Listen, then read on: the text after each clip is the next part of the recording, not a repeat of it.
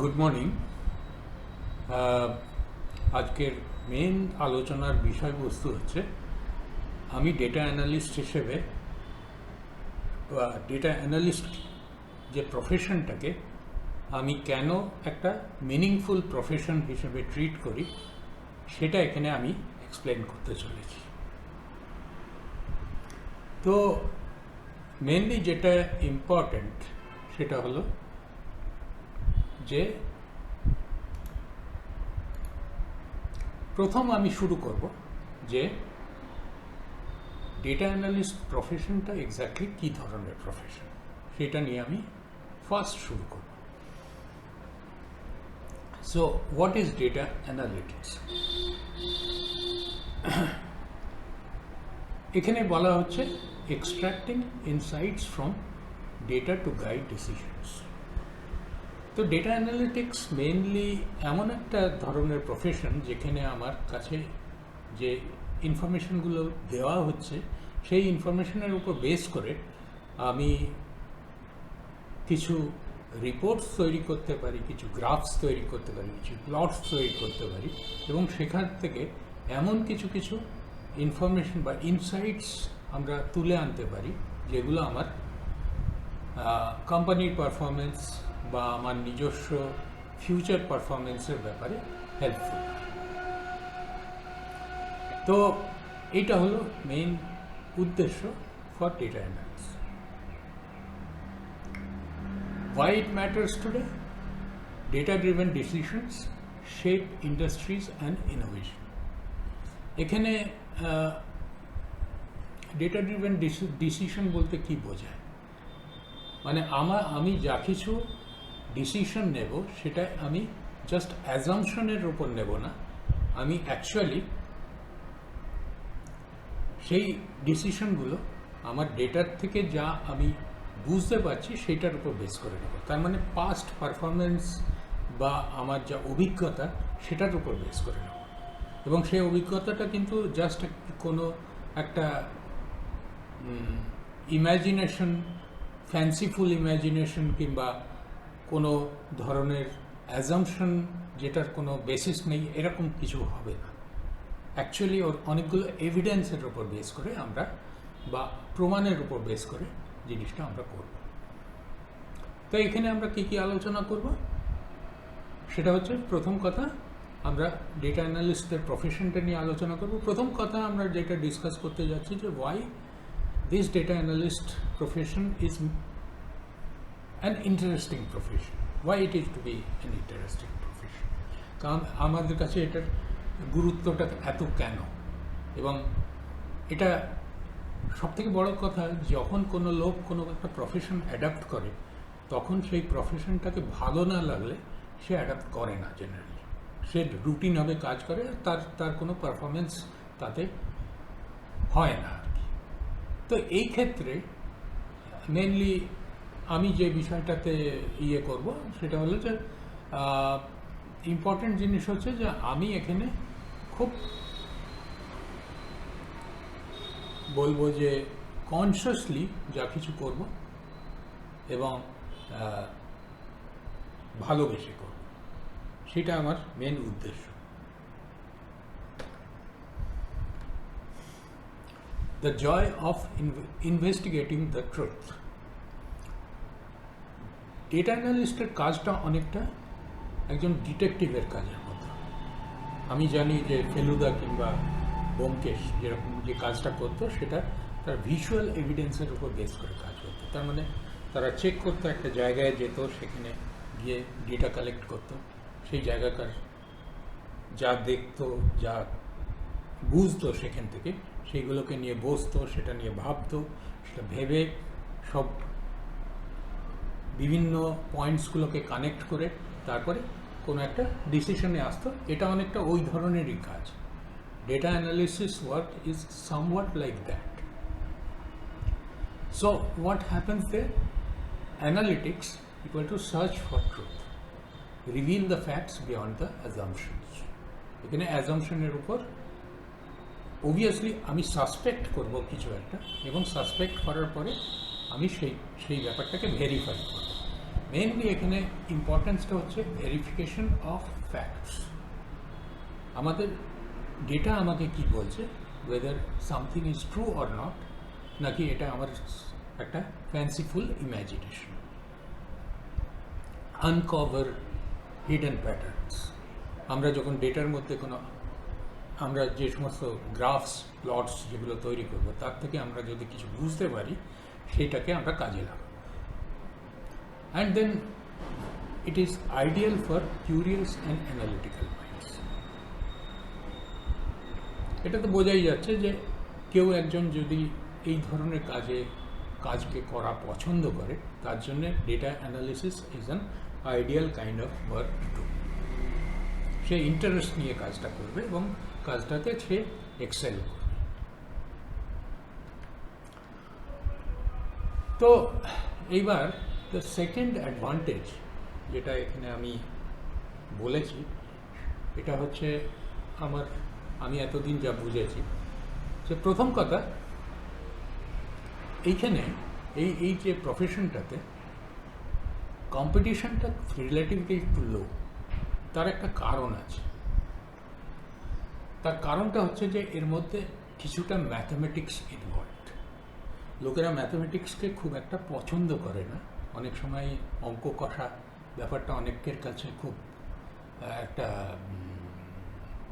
কি বলবো, যে একটু হেভি ধরনের কাজ হয়ে যায়, সেই জন্যে ওরা লাইক করে না, সুতরাং এইদিকে আসে না। সো ওই ক্রাউডটা এখান থেকে বাদ চলে যায়। আর বাকি যারা থাকছে তাদের মধ্যে আবার সবাই একই রকমের ইন্টারেস্ট নয়, সেই জন্যে অনেক সময় এদিকটা একটু লো কম্পিটিশনের ওপর দিয়ে যায়।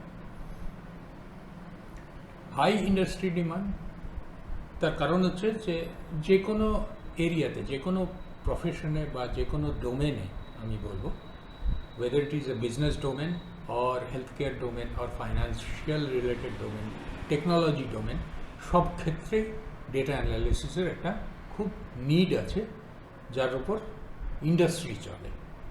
সেই কারণে এটার একটা ইউনিভার্সাল নিড সবসময় থেকে যাবে।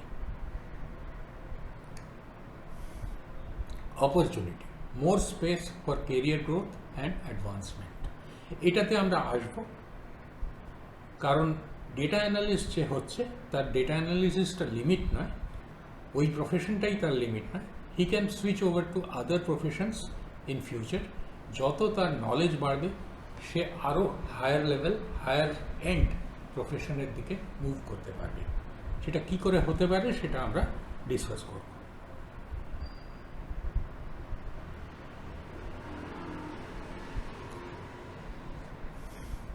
আচ্ছা, ডেটা অ্যানালিসিসের প্রজেক্টগুলো কম্পারেটিভলি একটু ডিফাইন্ড প্রজেক্ট হয় if we compare with other IT project, specifically software project. আমি সফটওয়্যার আর্কিটেক্ট হিসেবে প্রচুর দিন কাজ করেছি, প্রায় 25 বছর কাজ করেছি।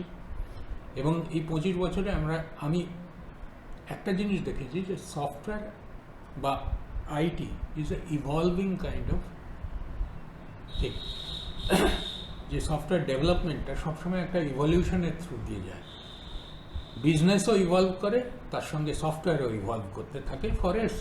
ফলে মানে একটা সফটওয়্যার প্রজেক্টকে ম্যানেজ করা খুব ডিফিকাল্ট, কেন এটা নিডগুলো কন্টিনিউয়াসলি পাল্টে যায় এবং এক্সটেন্ডেড হতে থাকে।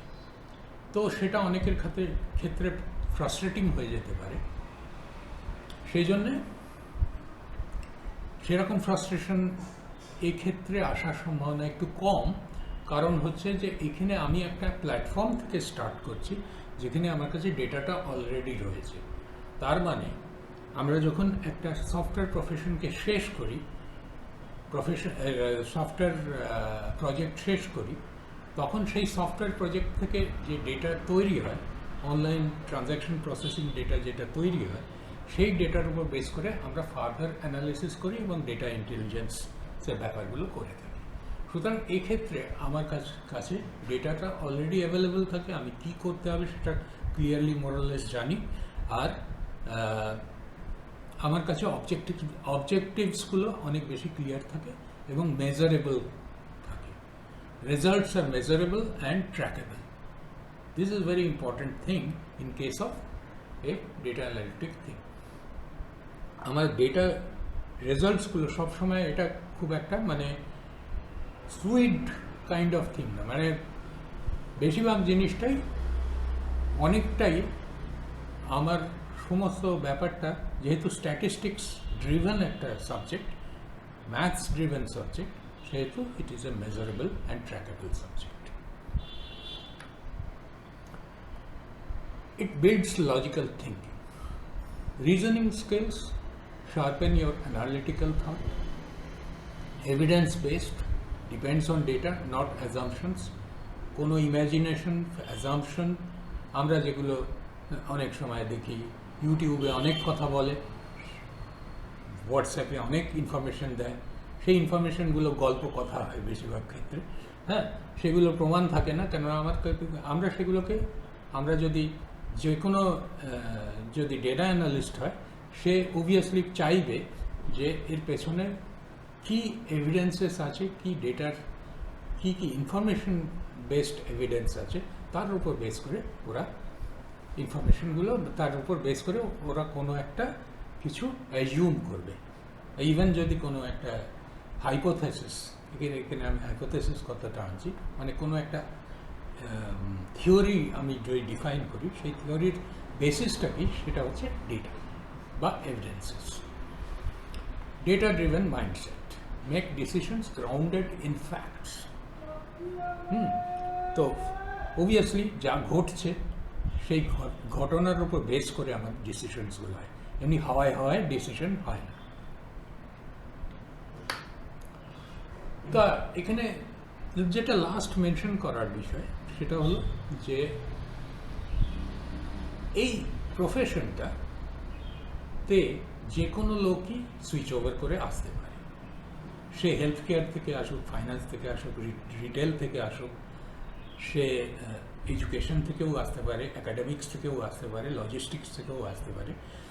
প্রত্যেকটা ক্ষেত্রে ডেটা অ্যানালিসিসের একটা বিশাল গুরুত্ব আছে, এবং প্রত্যেকটা ক্ষেত্রে যেহেতু ইট is A data driven, A universal kind of profession, সেহেতু যেখানেই ডেটা আছে সেখানেই ডেটা অ্যানালিসিসের স্কোপ আছে।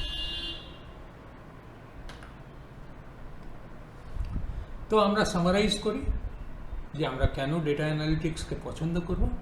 সেটা হলো যে ইট is A truth seeking profession, less competition than other IT fields, clear and focused projects, develops strong logical skills, versatile across industry, specifically all kinds of industry. এবার আসা যাক নেক্সট পার্টটাতে, পার্ট 2।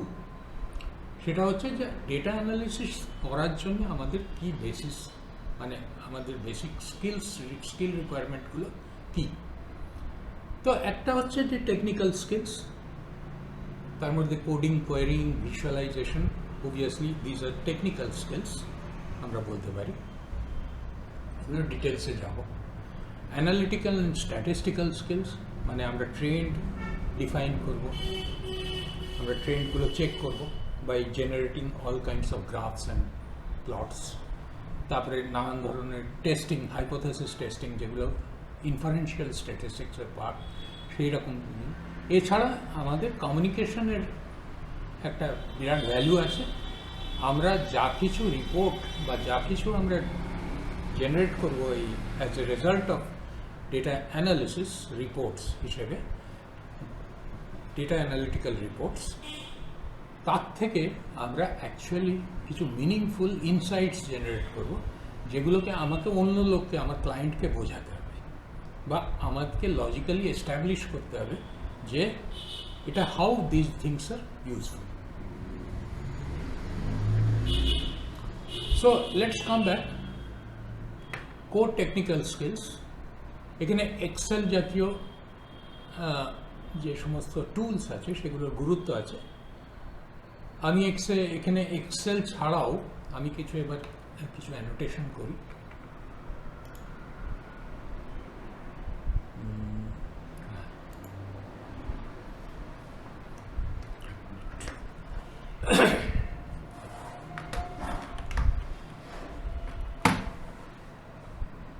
এই Excel ছাড়াও এখানে আমি এক্সেল ছাড়াও SPSS বা JASP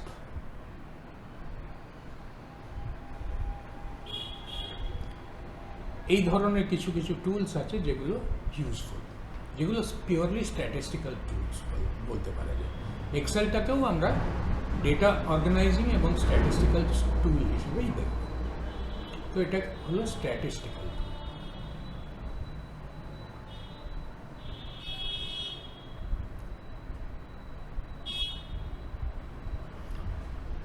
SQLটা হচ্ছে বেসিক্যালি ডেটাবেস রিলেটেড থিং, যেমন MySQL,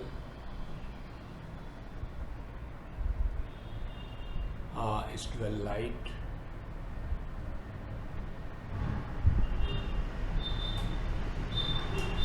তারপরে SQL Server, Oracle, এইগুলো হচ্ছে বিভিন্ন ধরনের SQL based query, database query করার বিভিন্ন বা ম্যানেজ করার বিভিন্ন ধরনের সফটওয়্যার, যেগুলোর উপর স্কিল থাকলে, জানা থাকলে ভালো হয়। Python and R, these are the two languages which are the basis of, which makes your work much flexible. Flexibility জন্যে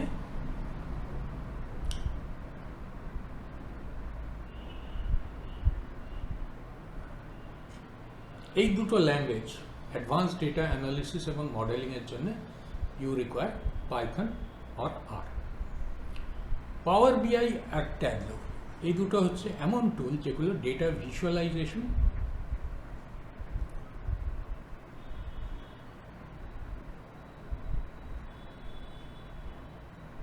আর ড্যাশবোর্ড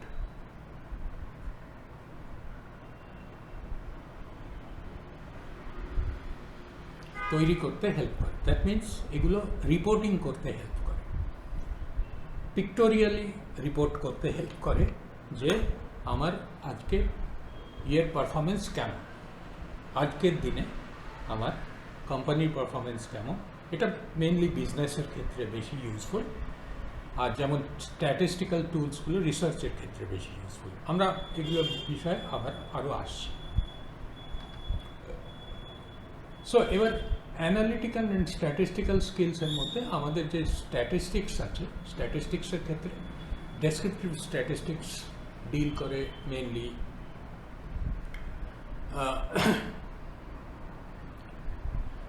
মিন, মোড, মিডিয়ান,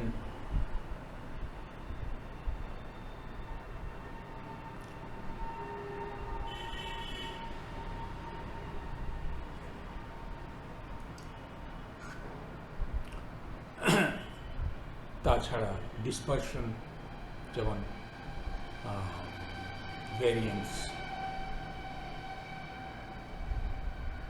আর স্ট্যান্ডার্ড ডেভিয়েশন,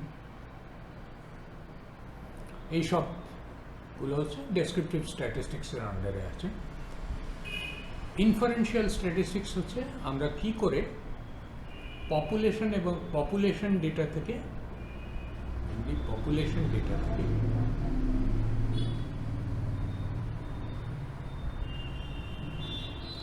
স্যাম্পল ডিরাইভ করি,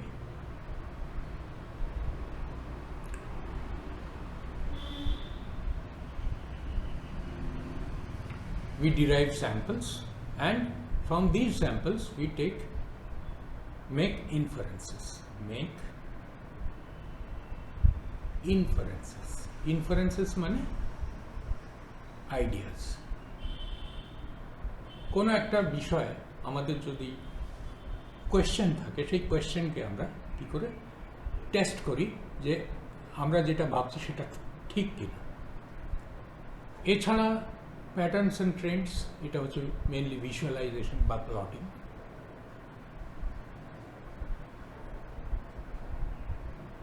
অ্যান্ড প্লটিং বলতে গ্রাফস। হাইপোথেসিস টেস্টিং, অনেক ধরনের test হয়, যেমন significance test,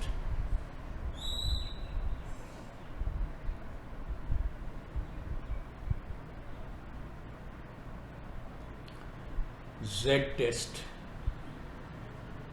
T test,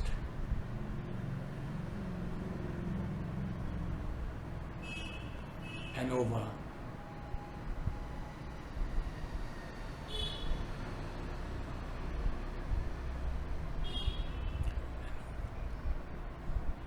enter হবে না, ANOVA। তারপরে এখান থেকে এইখানে আরেকটা জিনিস, প্যাটার্ন অ্যান্ড ট্রেন্ডস আরেকটা জিনিস থেকে বোঝা যায়, সেটা হচ্ছে রিগ্রেশন থেকে। Mainly regression test. তো এই সমস্ত টেকনিক্সগুলো হচ্ছে মেনলি স্ট্যাটিস্টিক্স বেসড টেকনিক্স।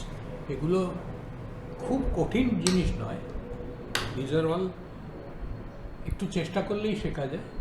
আর মেনলি এগুলো ম্যাথস বেসড, এর মধ্যে হায়ার ম্যাথস খুব একটা বেশি থাকে না।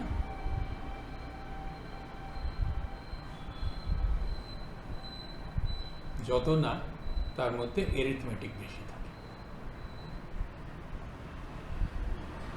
যোগ বিয়োগ গুণ ভাগ জানলেই হয়।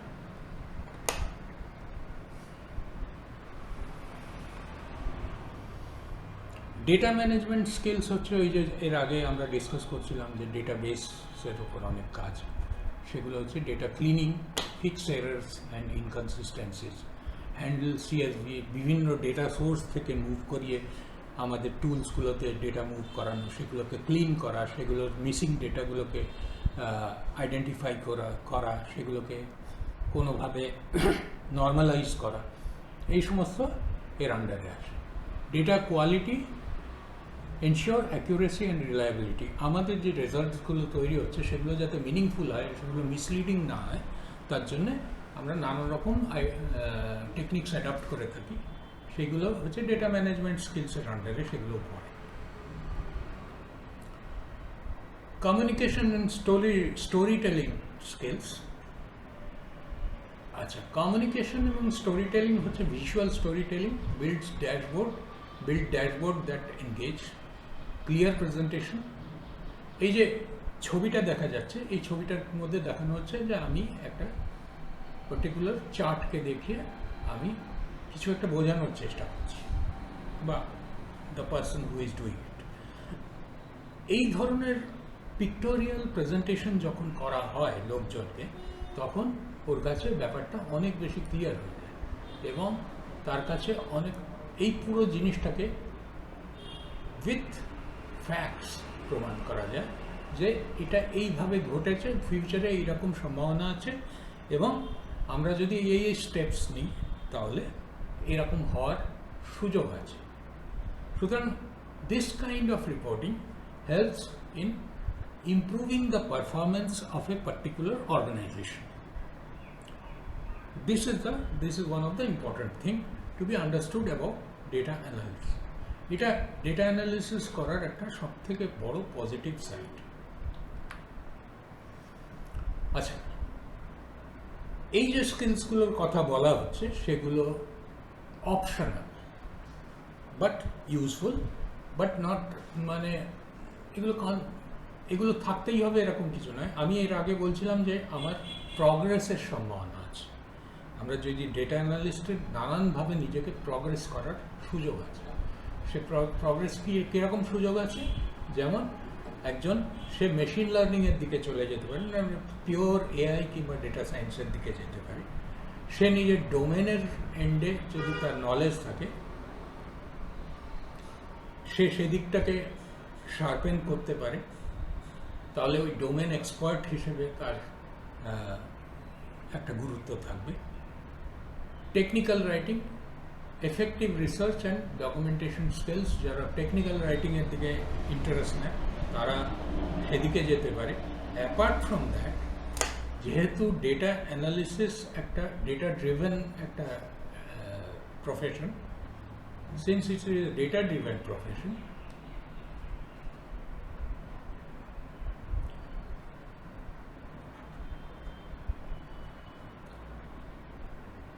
আর এর থেকে আমাদের স্ট্র্যাটেজিক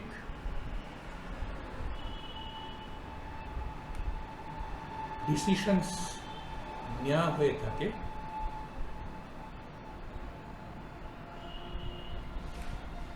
সেই জন্যে এখান থেকে হায়ার ম্যানেজমেন্ট ক্যাডারে ওঠার সম্ভাবনা অনেক বেশি।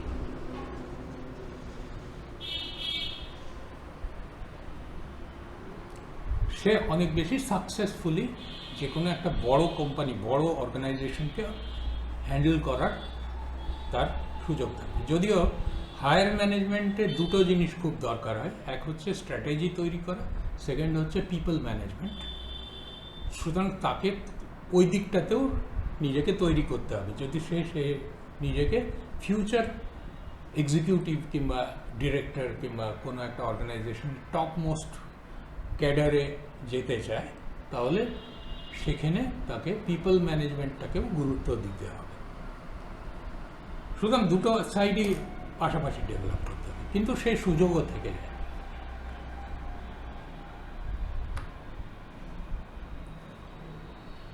এবার আমরা থার্ড পার্টটাতে এলাম, যে আমরা এখানে ডেটা অ্যানালিস্ট হিসেবে দু ধরনের ডেটা অ্যানালিস্টের কথা আমরা বলছি। একজন হচ্ছে বিজনেস ডেটা অ্যানালিস্ট আর রিসার্চ ডেটা অ্যানালিস্ট। দু ধরনের কাজ। বিজনেস অ্যানালিস্ট কী করে? Supports a company decisions and strategy. তার মানে তারা যা কিছু করছে কোম্পানির প্রফিটের জন্য করে, কোম্পানির পারফরমেন্সের জন্য করে। রিসার্চ অ্যানালিস্ট কিসের জন্য কাজ করে? তারা সায়েন্টিফিক ইনোভেশনের জন্য কাজ করে। দে কন্ডাক্ট সায়েন্টিফিক ডেটা স্টাডিজ। তারা মেনলি কোনো একটা অরিজিনাল ইনোভেটিভ কোনো থিওরির ওপর রিসার্চ করে, কোনো নতুন কিছু ডিসকভার করার চেষ্টা করে বা কোনো ধরনের ইনভেনশন করার চেষ্টা করে। তো এটা হচ্ছে মোর যদি অ্যাকাডেমিক্সের দিকে যায় কিংবা ইভেন যদি বিজনেস সাইডেও সে রিসার্চের দিকে কাজ করে, তার উদ্দেশ্য থাকে মেনলি হচ্ছে ইনোভেশন। তো বিজনেস অ্যানালিস্টের ইয়েটা ইনোভেশন ঠিক নয়, ওটা হচ্ছে কোম্পানির প্রফিট, কোম্পানির বেনিফিট, এইটাই হচ্ছে তাদের মেন উদ্দেশ্য।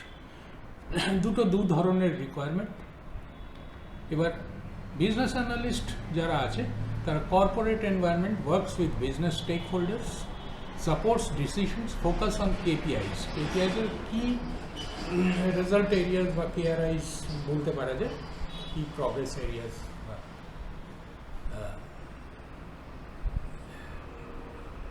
এই সমস্ত আমার ঠিক ইয়েটা মনে পড়ছে না এর ফুল ফর্মটা। যাই হোক, কেপিআইসের উপর কাজ করে। মেনলি হচ্ছে যে সমস্ত এরিয়াস, যে সমস্ত বিজনেস গোলস আছে, সেই গোলসগুলোকে ওপর ওরা গুরুত্ব দিয়ে কাজ করে এবং সেইগুলো যাতে স্যাটিসফাইড হয়, দ্যাটস দেয়ার মেন ইন্টেনশন। তারা পাওয়ার বিআই, এক্সেল, এসকিউএল, তারপরে এই ধরনের জিনিসকে নিয়ে বেশি কাজ করে। মোস্টলি বিজনেস ডিসিশনসগুলো যাতে নেওয়া যায় তার জন্য। রিসার্চ ডেটা অ্যানালিস্ট তারা অ্যাকাডেমিক্স অ্যান্ড হেলথ কেয়ারের সাইডে, হেলথ কেয়ার একটা এরিয়া যেখানে প্রচুর রিসার্চ হয়। আমাদের যে নানান মেডিকেল রিসার্চ বলা হোক, ড্রাগ ডিসকভারি বলা হোক, দিজ আর ভেরি ইম্পর্টেন্ট। যেমন সার্ভাইভাল অ্যানালিসিস একটা এরিয়া, তারপরে এপিডেমিওলজি একটা এরিয়া যেখানে প্রচুর রিসার্চের সম্ভাবনা। আমরা কোনো ডিজিজ কোথায় ঘটছে, কোথায় কিভাবে ডেভেলপ করছে, কোন দিকে যাচ্ছে, কী করে ওটাকে কন্ট্রোল করা যায়, এটা রিসার্চেরই একটা অঙ্গ হয়ে যায়। তারপরে কোনো একটা ড্রাগকে আমরা যখন ট্রায়ালের মধ্যে দিয়ে নিয়ে যাই, সেই ড্রাগটা কেমন পারফর্ম করছে, কাদের জন্য ওটা ইউজফুল, ওটা সত্যিই ইউজফুল কিনা, এই সমস্ত চেক করা, এগুলো হেলথ কেয়ারের একটা পার্ট। এছাড়া একাডেমিক রিসার্চও হতে থাকে নানান ধরনের। সেটা ইভেন হিউম্যানিটিস সাইডেও হতে পারে, জিওগ্রাফিক্যাল সাইডেও হতে পারে, এনভায়রনমেন্টাল রিসার্চ হতে পারে, জিওলজিক্যাল রিসার্চ হতে পারে, জিওগ্রাফিক্যাল রিসার্চ হতে পারে, অনেক কিছু। জিওগ্রাফিক্যাল ইনফরমেশন সিস্টেম নিয়ে কাজ হতে পারে। এগুলো সব রিসার্চের জায়গা। তো সব জায়গাতেই এগুলো একটু মোর নট জেনেরিক ওয়ান্স। যার যেটা হচ্ছে যার নিজস্ব ডোমেন যেটা, সেটা সেই দিকে সে ফোকাস করতে পারবে। কিন্তু বিষয়টা কিন্তু সেই ডেটা অ্যানালিটিক্সের কাজই। Statistical studies on this matters, যেমন hypothetical decision, hypothesis driven data analysis. আমি যেটা বলেছিলাম যে আমরা হাইপোথেসিস টেস্টিং কেন করি, কেননা আমরা কোনো একটা অ্যাজাম্পশন বা কোনো একটা জিনিসকে আমি সাসপেক্ট করছি যে এরকম কিছু একটা ঘটছে, সেটাকে কনফার্ম করার জন্য আমরা হাইপোথেসিস টেস্টিং করি, এবং সেই টেস্টের রেজাল্ট হিসেবে আমরা জানতে পারি যে হ্যাঁ, এটা সত্যিই একটা সিগনিফিক্যান্ট এর ইউজফুলনেস আছে কি না, এর কোনো সিগনিফিক্যান্স আছে কি না, নাকি এটা জাস্ট আমরা ভাবছি। এর জন্য SPSS আর পাইথন খুব ইউজফুল টুলস। তো comparing research and business and research analyst feature, এখানে বিজনেস অ্যানালিস্ট আর রিসার্চ ফোকাস বিজনেস ডিসিশনস, এক্ষেত্রে রিসার্চ অ্যানালিস্টের ক্ষেত্রে রিসার্চ কোয়েশ্চেন্সকে সলভ করাটা যদি তাদের decision. Tools power BI and Excel, এক্ষেত্রে SPSS অ্যান্ড R, মানে রিসার্চ অ্যানালিস্টের ক্ষেত্রে SPSS অ্যান্ড R আর মোর ইউজফুল টুলস। এক্ষেত্রে বিজনেস অ্যানালিস্টের ক্ষেত্রে অবভিয়াসলি দুটোর ক্ষেত্রেই Python is one of the very important tools also. এখানে মেনশন করা নেই, পাইথনটা আমি লিখে দিই। তারা পাইথন দিয়ে সব কিছু করা যায়। শুধু তাই নয়, it can also take you to the data science or AI based কোনো অপারেশন করতে গেলে পাইথনের দরকার পড়বে। Output, dashboards and KPIs in case of business analyst, research অ্যানালিস্টের ক্ষেত্রে রিসার্চ পেপারস। এনভায়রনমেন্ট একটা হচ্ছে কর্পোরেট, বিজনেস অ্যানালিস্টের ক্ষেত্রে কর্পোরেট হচ্ছে আর in case of research analyst academic and health care mainly. এবার কে কোন পাথের দিকে কোন দিকে যাবে সেটা তার নিজস্ব চয়েস। সে কি ভালোবাসে বা সে কোন দিকে কাজ করা পছন্দ করে সম্পূর্ণ নির্ভর করে সেদিকটার উপর, সেই বিষয়ের উপর, যে ওর কোন দিকে ন্যাক আছে, কোন দিকে ইনক্লিনেশন আছে, তার উপর সে চুজ করবে সে কোন দিকে কাজ করতে চাইবে। ওভারল্যাপিংয়ের যথেষ্ট সম্ভাবনা আছে, সেই জন্যে বোথ আর ইউজফুল। তো এখানে this is the last slide, your career in data analytics career মধ্যে ট্রুথ, লজিক, অ্যাবান্ডেন্ট, অপরচুনিটি, এগুলো মানে কারোর যদি ইন্টারেস্টের জায়গা হয় তাহলে এদিকটা সে কনসিডার করতে পারে। কোন দিকে যেতে চায় সে, whether he will like to go into business or research analyst as a he will pursue a research analyst kind of position বা profession, সেটা সে তার personal choice. Continuous skill building এর উপর এটা পুরোপুরি ডিপেন্ড করে। এটা একদিনের প্রফেশন নয়, it requires few years to develop. Once something is, সে যদি এই কাজটাকে ভালোবাসে তাহলে সে অনেক দূর এগোতে পারে। Thank you for this your attention. এখানে আমার ফোন নাম্বারটা দেওয়া রয়েছে, কারো যদি আমাকে কন্ট্যাক্ট করার ইচ্ছে হয় you can always contact me. Mainly I may be busy at times, কিন্তু আমাকে একটা যদি হোয়াটসঅ্যাপ মেসেজ পাঠানো হয় তাহলে it will be useful for me. Thank you.